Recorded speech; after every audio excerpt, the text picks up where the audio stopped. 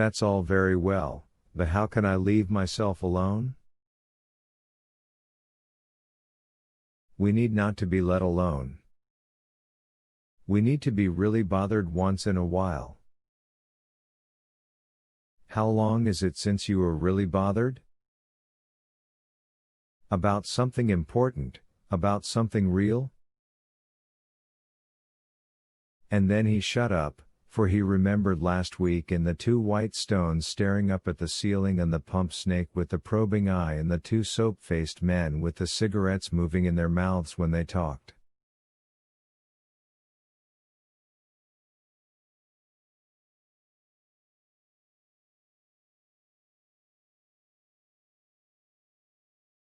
But that was another Mildred, that was a Mildred so deep inside this one, and so bothered, really bothered, that the two women had never met.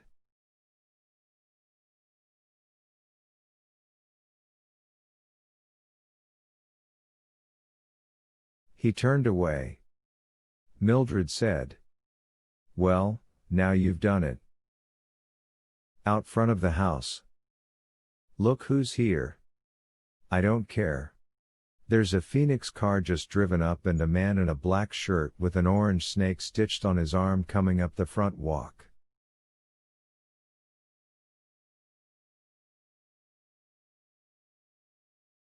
"Captain Beauty?" he said. Captain Beatty. Montauk did not move, but stood looking into the cold whiteness of the wall immediately before him.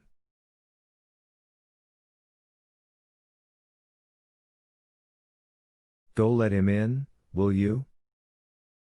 Tell him I'm sick. Tell him yourself." She ran a few steps this way, a few steps that, and stopped, eyes wide, when the front door speaker called her name, softly, softly, "Mrs. Montauk, Mrs. Montauk, someone here, Mrs. Montauk, Mrs. Montauk, someone's here."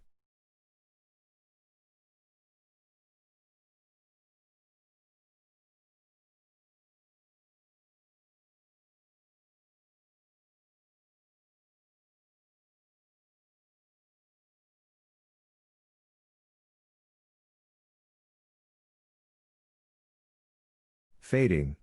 Montauk made sure the book was well hidden behind the pillow, climbed slowly back into bed, arranged the covers over his knees and across his chest, half sitting, and after a while Mildred moved and went out of the room and Captain Beatty strolled in, his hands in his pockets.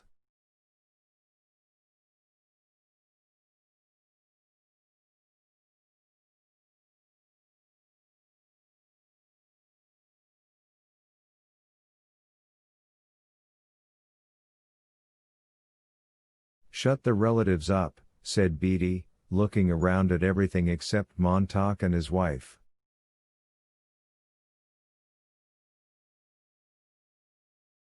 This time, Mildred ran. The yammering voices stopped yelling in the parlor. Captain Beatty sat down in the most comfortable chair with a peaceful look on his ruddy face.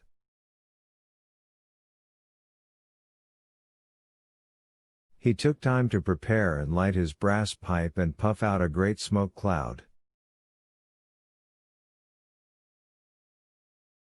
"Just thought I'd come by and see how the sick man is."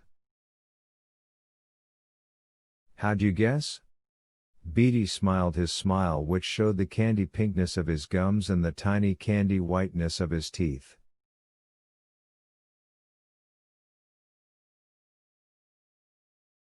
"I've seen it all. You were going to call for a night off." Montauk sat in bed. "Well," said Beatty, "take the night off." He examined his eternal matchbox, the lid of which said guaranteed, 1,000,000 lights in this igniter, and began to strike the chemical match abstractedly. Blow out, strike, blow out, strike. Speak a few words, blow out. He looked at the flame. He blew, he looked at the smoke.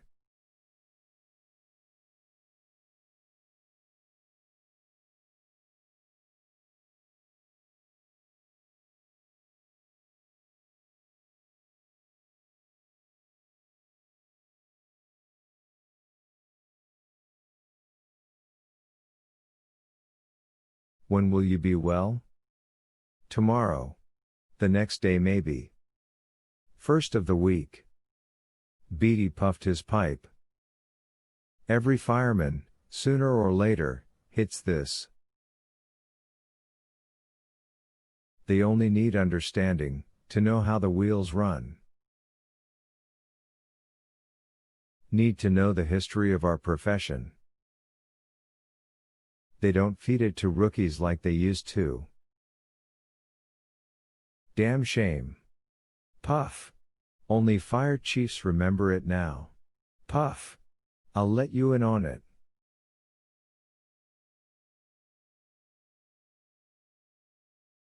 Mildred fidgeted.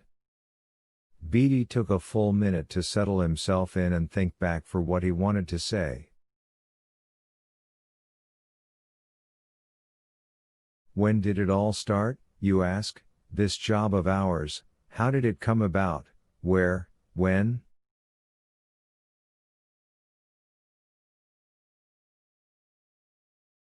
Well, I'd say it really got started around about a thing called the Civil War.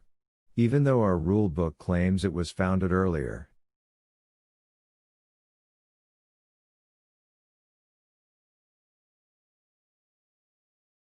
The fact is we didn't get along well until photography came into its own. Then motion pictures in the early 20th century. Radio. Television.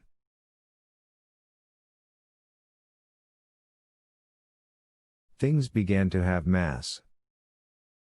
Montauk sat in bed, not moving.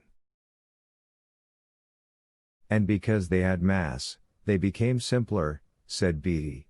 Once, books appealed to a few people, here, there, everywhere.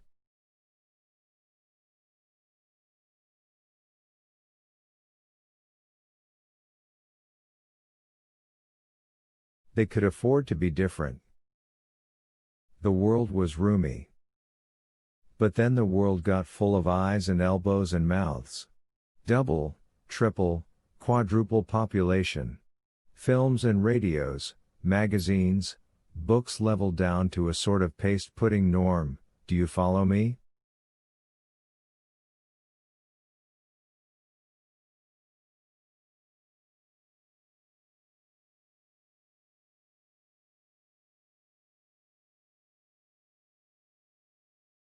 I think so.